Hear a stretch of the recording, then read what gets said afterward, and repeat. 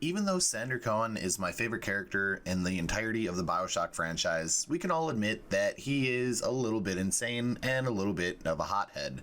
For example, he has us kill his disciples to make his masterpiece, known as his quad tick. He also decides to have Jack get jumped by a bunch of splicers just because he thought that Jack doubted him. So yeah, it's safe to say he's not all there and he's got a few screws loose. Then again, don't we all? In today's video, however, we're going to be starting a brand new series. As most of you know, I do enjoy making lore videos, and you guys seem to really enjoy watching them and learning about the characters as well. Sometimes there's characters that don't have too much information about them, so I can't dedicate a whole video to them. This series allows me to go in depth as to more of these smaller characters that are in the game or not in the game, that have a small role in the story of Bioshock. Today, we're going to be looking at Sander Cohen's disciples. So sit back, relax, and enjoy the untold stories of Sander Cohen's disciples. So first and foremost, we're going to be taking a look at one of the more tragic people within Rapture, more specifically, the most tragic one in the group of disciples, that being Kyle Fitzpatrick.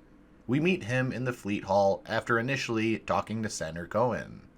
As you know, Kyle Fitzpatrick is the one that's playing the piano, and he's actually playing one of Cohen's works to try to impress him as much as he possibly can.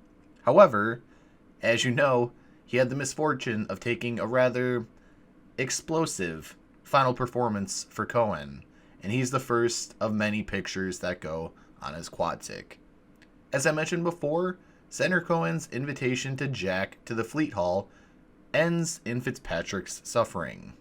As Jack rides down the elevator, he hears a piano playing, more specifically, a performance. When he encounters Kyle Fitzpatrick, the latter is plastered from the waist down to a grand piano that's rigged with explosives. And as I mentioned, he's forced to play one of Cohen's works. I can't pronounce it, and I'm not going to butcher it, so I do apologize, but the name of it will pop up on the screen. And he does this well enough to try to satisfy his master.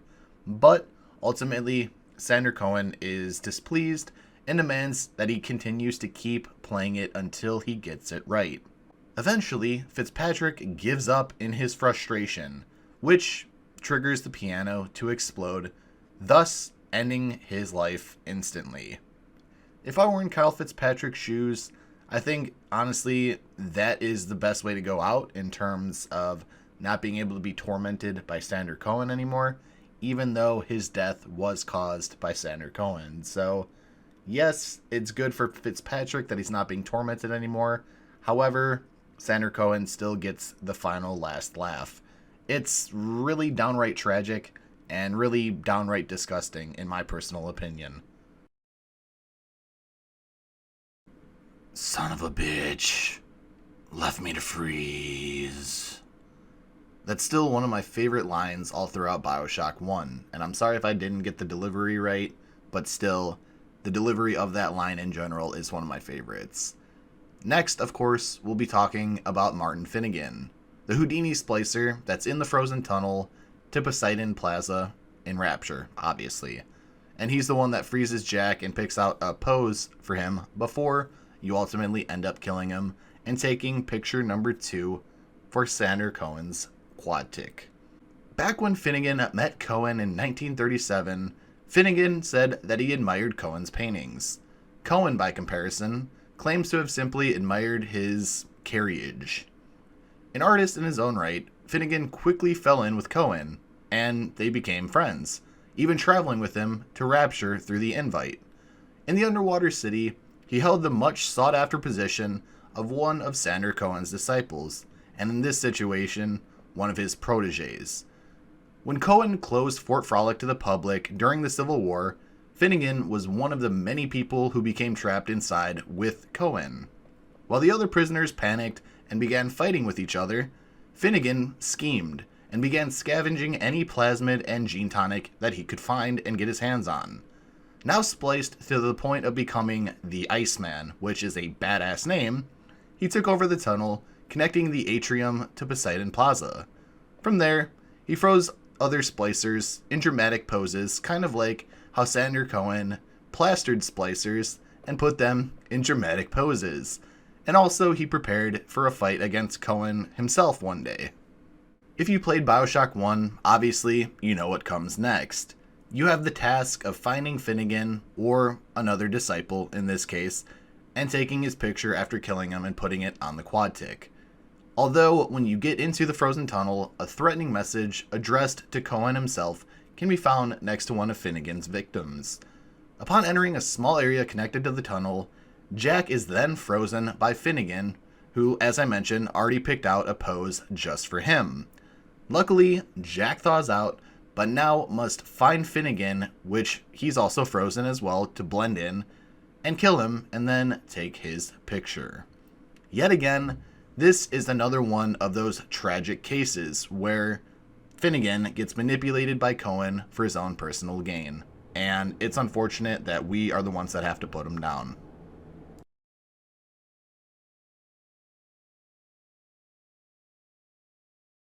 Now let's move on to the third disciple. This one is a little bit more justified because he used Sander Cohen. However, it still doesn't justify the whole killing him and taking a picture of his dead body thing. But regardless, this is Silas Cobb. During Rapture's heyday, Silas Cobb had a very coveted role as the disciple of Sander Cohen and showed a lot of admiration and respect for him, describing him as a musical genius. However, the only reason for this respect and admiration was for the fact that Sander Cohen paid Silas Cobb's rent. That is extremely messed up. People, don't use others for your own personal gain. It never works out, just throwing that out there. This all changed, however, during the Rapture Civil War, when Cohen closed off Fort Frolic to the public, and Cobb found himself trapped inside Fort Frolic himself. Obviously not taking too kindly, pun intended, to being imprisoned, he quickly turned against Sander Cohen and took refuge within Rapture Records. He then joined forces with a number of splicers who also found themselves trapped and all set fire to Sander Cohen's music within Rapture Records. Obviously, sometime before Jack's arrival, as you can see inside Rapture Records, Cobb used a canister of napalm, as seen on the thumbnail of the video, on some advertisements for Cohen's music in the Southern Mall, and left Cohen a message challenging him to a fight in the record store. A lot of you might notice that there's a pretty constant theme here. All of the disciples want to get a piece of Sander Cohen for some sort of revenge. Now, the fourth and final disciple is probably one of the more heartbreaking ones in the fact that not only did Sander Cohen use him and essentially dump him as a disciple, he became an alcoholic because of it. He used alcohol to try to cope with all of the things that he had to do for Sander Cohen and that Sander Cohen had done to him. That being Hector Rodriguez. You can hear him rambling in Eve's garden after you hear the murder of Jasmine Jolene and seeing the ghost, in quotes, of Jasmine Jolene as well. Hector Rodriguez, obviously, is one of Sander Cohen's former disciples, held prisoner by Cohen himself in Fort Frolic. Cohen asks Jack to kill him, obviously, and take a photograph of his dead body to complete the quad tick. Rodriguez, however, comes to believe that art, and especially Sander Cohen's art and music, are all grifts, and that Cohen's favored position with Andrew Ryan was simply because Cohen's songs are just pro-Rapture propaganda.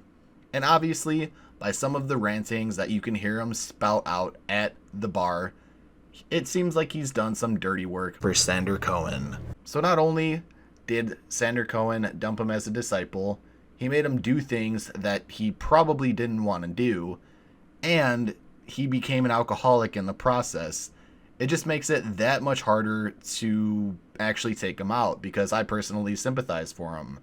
So let me know what you guys think of Hector Rodriguez down in the comment section below, please. So ladies and gentlemen, I just wanted to say thank you for watching, and I really do hope you enjoyed the video. If you did, would you kindly drop a like? If not, tell me what I can do to make the videos better for you down in the comment section below. But dropping a like does help the video get out there. It helps the channel grow, It brings in more people to the Rapture family, and it also helps the video possibly hit recommendations, so that'd be very much appreciated. If you're new here and want to see more Bioshock content, would you kindly hit that subscribe button, turn on all post notifications to never miss a future video or live stream, and feel free to follow me on any of my social medias, like my Twitter, my Instagram, etc. Those will be down in the description below. Again, thank you all so much for watching. I appreciate you all. And with that being said, take care, stay safe, and have a wonderful rest of your day or night.